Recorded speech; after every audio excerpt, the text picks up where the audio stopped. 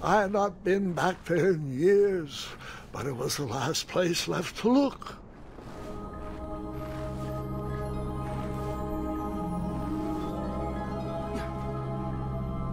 Those lost wishes weren't the treasure I was after.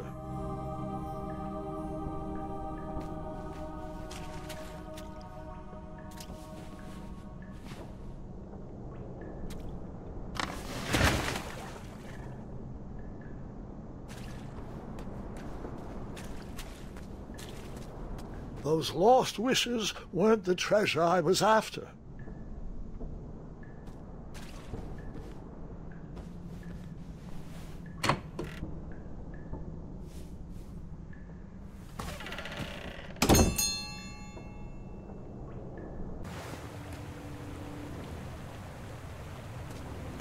It was not exactly as I remembered it, but it wasn't all that different either.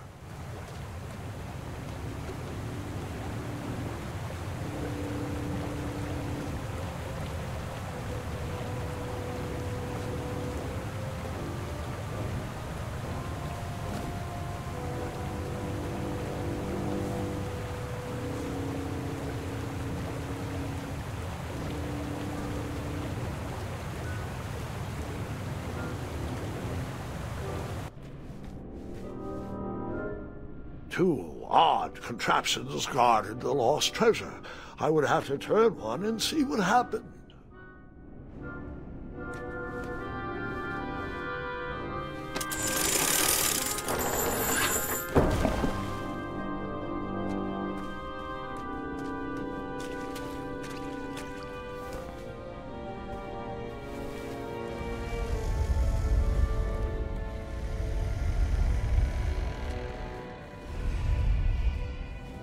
Buckets, barrels, butter churns, and beds were jammed into every nook and cranny of that cave. It all seemed so familiar.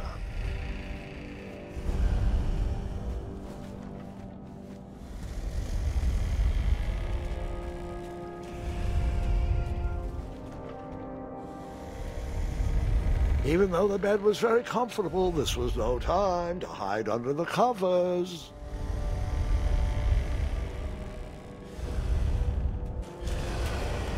Wait. Hold on, Grandpa. I don't remember this part of the story. Beds hanging from stalactites? We'll get there, Gwendolyn. Don't worry. No detail in this story will be overlooked.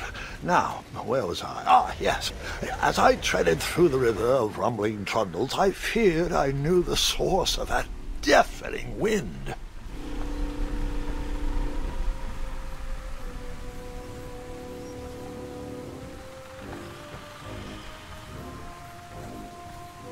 Nestled beneath a slumbering pile of teeth and claws was...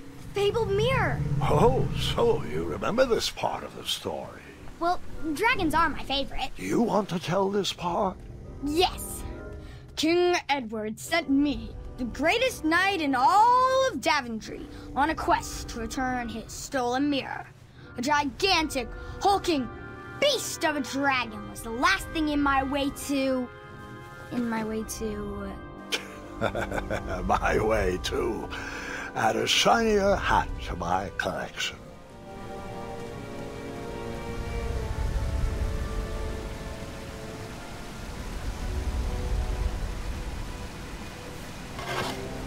I tried to turn that crazy contraption, but it was missing a handle. Someone tampered with it, creating some silly conundrum.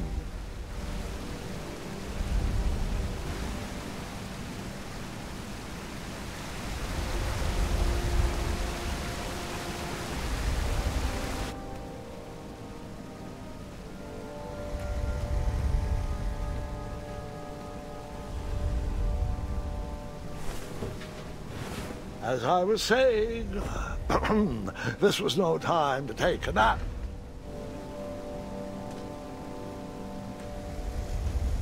Volumes of old books with foreboding titles clutter the shelves of that strange bedroom. How to Tame a Dragon, Breaking the Spirit of Hideous Beasts, Amateur Spells to Impress Your Friends with. No books about covering missing handles.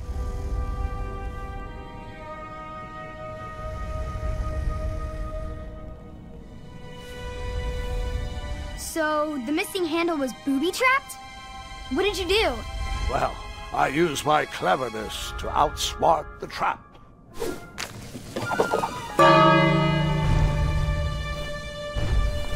Then I used my cleverness to hide.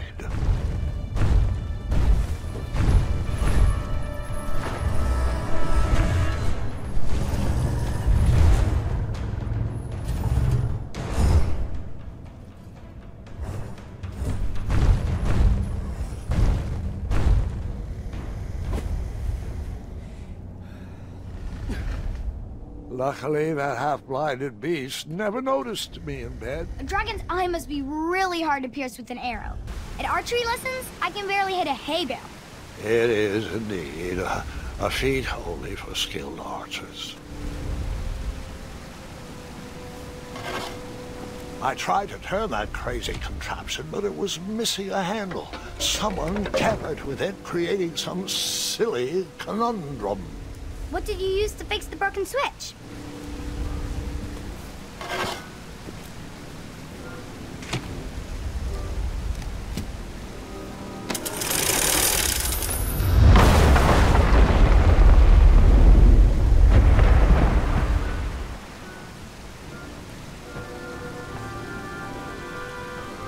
The dragon's chains were coiled around a gigantic switch mounted to the cave wall. This cave seemed to be filled with failed adventures.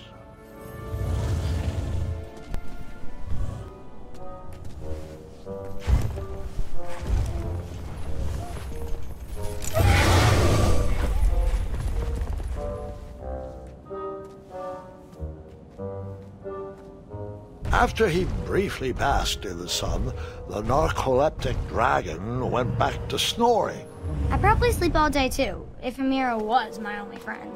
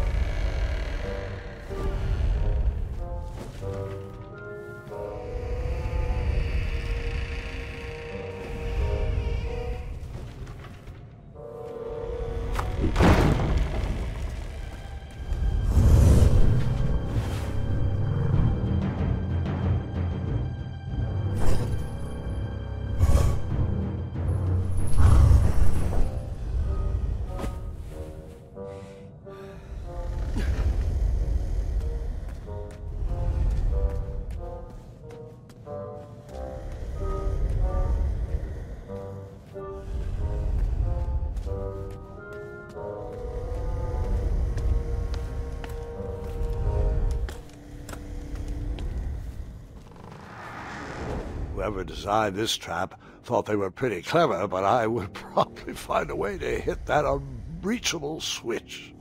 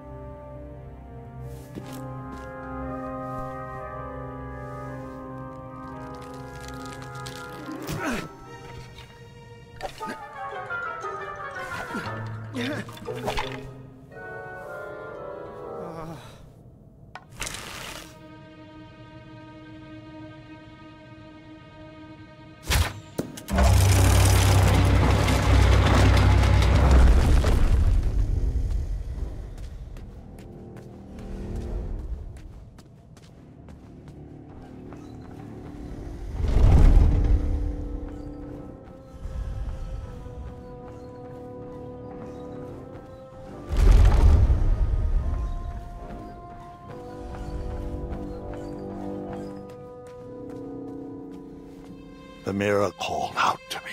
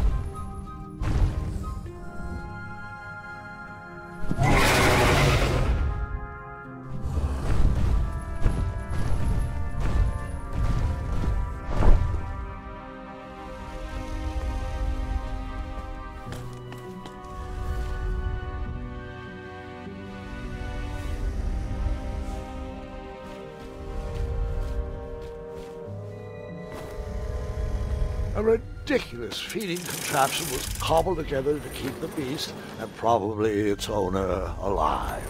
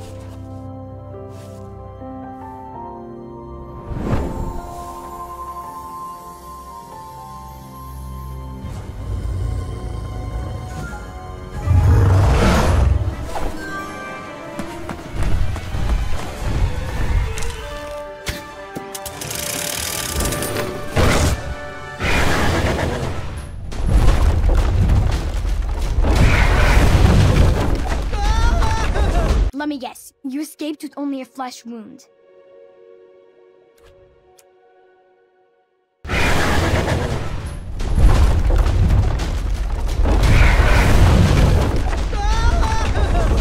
Let me guess.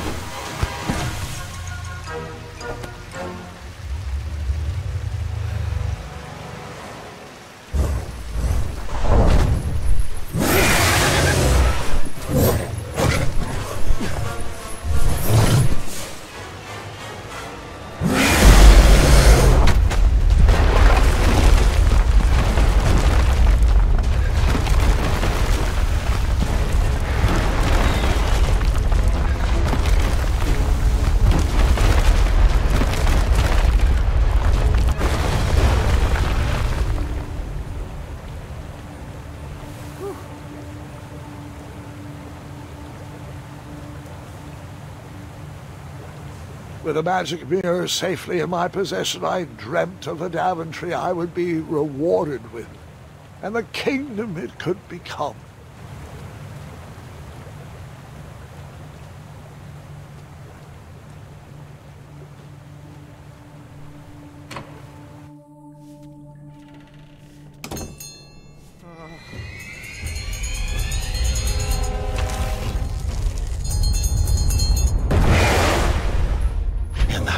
Second, I had three choices in front of me.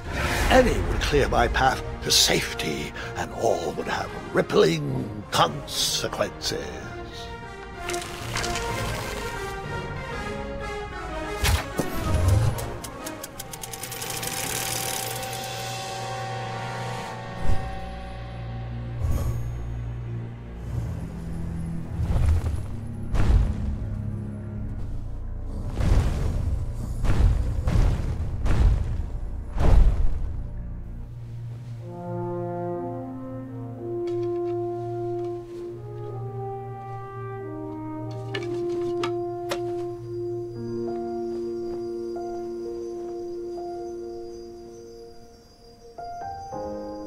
My hands were shaking and my arms could barely grip the rope, but with the last of my strength I climbed out of the well and headed back to the castle. Ever since the magic mirror returned, its reflections have warned the kingdom of danger, kept our family safe, and it has exposed many troublesome crumbs tangled in my beard. Yeah. King Edward was so proud that you returned his lost treasure that he made you king. Everyone knows that part. Now, can we get back to that dragon? Gwendolyn, there's so much more to my stories than dragons. I hope this old cap will be remembered for far more than the action tattered across its brim, sewn into the seams of many hidden adventures. All right, let's get back to the dragon. Tell me everything. Like, why did you set the dragon free even though he was trying to eat you? I set him free because, well, over the years I realized that the dragon was not the despicable, hideous beast Daventry had made him out to be. He was just a caged animal that was never shown any kindness. On that day, I forgave the dragon for his atrocious past. You have such a bizarre way of making friends, Grandpa. I guess I do, too. I'm known as Gwendolyn the Popular back home, but only to my stuffed bunnies. I've always found it best to pursue friends where I can, though they don't always feel the same about me. All right, you two. Grandpa needs to rest. Gwendolyn, it's way past your bedtime. Sleep well, Grandpa. I'll be back first thing in the morning. I don't need rest. I'm as spry as I've ever been, though I wouldn't mind a slice of magic fruit.